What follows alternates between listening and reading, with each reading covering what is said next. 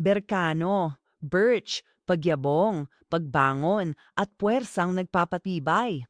Hapit ng runes ang berkana at birch. Sa mga tradisyong Scandinavian at lumang Ingles, ang imahe ay paglago at kabataan. Para sa mga modernong mambabasa, ang runa ito ay maternal o divine, ngunit ang batayan nito ay arboreal at seasonal.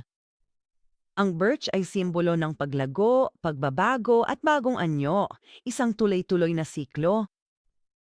Sa hula, ang tuwid na berkano ay paglago, pag-aaruga, paghilom o proteksyon. Baliktad, ito'y maling paglaki, sakal na pag-aalaga o pag-unlad na walang layon. Babala ito. Sinasagot nito ang pangangailangan para sa nursery imbis na larangan ng digmaan.